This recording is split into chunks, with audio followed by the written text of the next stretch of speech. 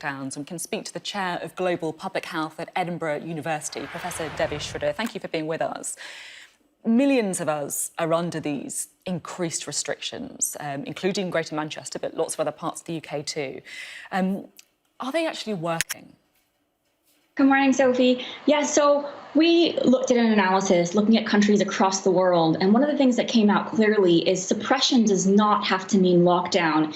In fact, the three things that countries did to try to bring their numbers down while protecting their economies and protecting society and schools were testing, tracing, isolating, so a very active and robust public health infrastructure. The second was strict border restrictions on movement, so you don't have people going and coming and actually reseeding the infection. And the third was having good voluntary compliance with guidance through having very clear messaging. So that messaging would be avoid crowded places. If you're inside, use a face covering, get outside as much as possible because the virus transmits less outside. So I think perhaps one of the mistakes has been to think the only way to suppress this virus is through lockdowns, which have major economic consequences, as well as for general, societal relations. That's interesting about other ways of suppressing the virus other than a lockdown. Do you think that there's a risk that we're starting to see a bit of COVID fatigue, that the reason that some cases are going up in places which have still got these restrictions is because people simply aren't following the rules anymore?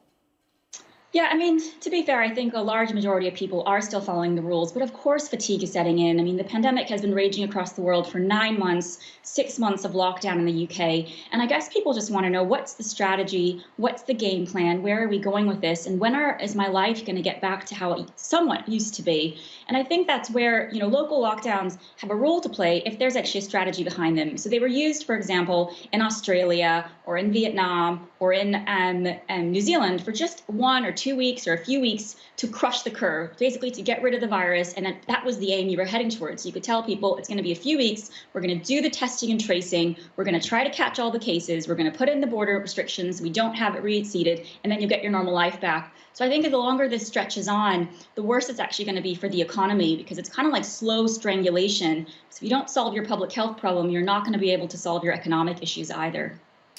I'm keen to ask you about the spike of cases that was recorded yesterday because of a technical issue. Over 12,000, a record number of cases reported.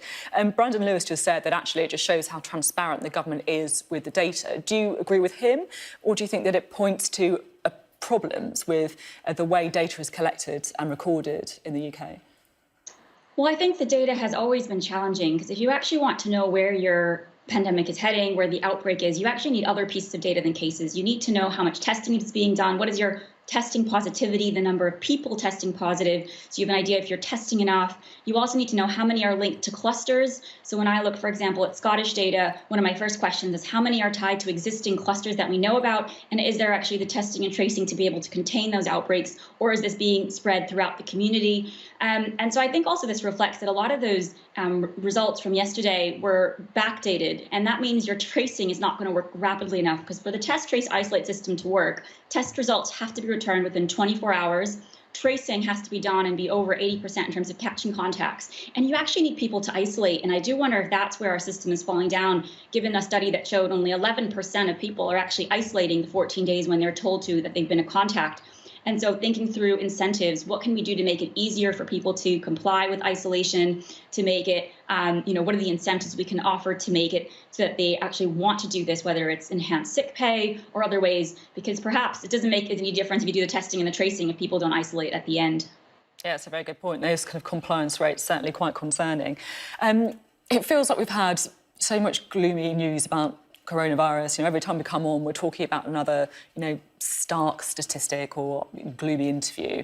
But there seemed to be a little glimmer of optimism, shall we say, in the latest statistics from the Office of National Statistics, saying that the growth rate in cases appears to be levelling off. I know how cautious we need to be, but are there any reasons to be optimistic?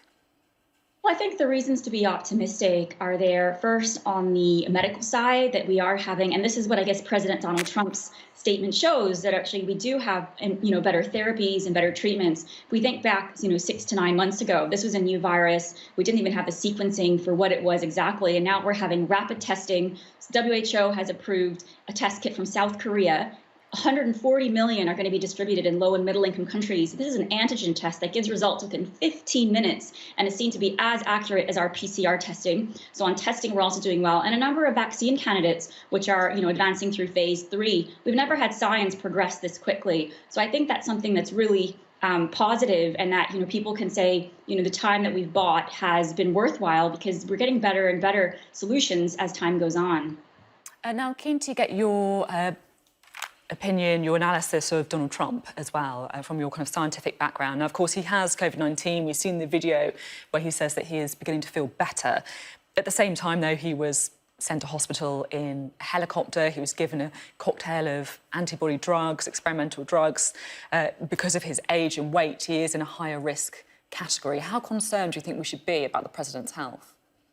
Well, I think what, President Donald Trump's situation shows, and I do really wish him and his family the best through this time, is that if you get access to early medical treatment with COVID-19, your outcomes are much better.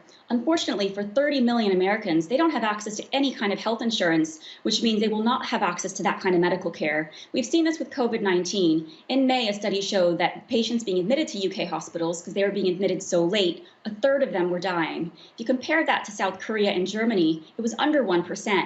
And German and South Korean doctors said it's because they were giving people intervention early. With mild symptoms, they were being admitted and they were being treated. And we've seen this as well with Ebola. I think people think case fatality rate is kind of a fixed number, but it depends on the medical care you get. So if you were in West Africa during Ebola and you didn't get any medical care, it was a 70 to 80% chance you would die of this. It was a death sentence. If you were able to be taken to a top medical center in London or in Atlanta, it would drop to probably 20 to 30%. And if you were given experimental therapies, your chance of dying became almost negligible, close to 0%.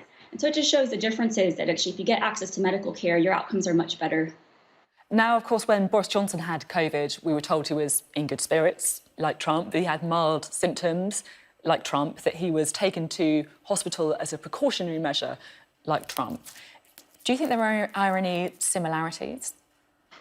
Well, I think if you look at who's actually gotten COVID-19 in terms of leaders, it's been, the heads of Brazil, Bolsonaro, PM of the UK, Johnson, and President of the United States, Trump, which are all leaders who have not really taken COVID-19 seriously at the start and have actually, in a way, gone this line of trying to kind of lift restrictions, trying to keep life going and not dealing with their public health problem. And just to say again, I know there's this move to just lift all restrictions and get normal life back, but just look at the United States.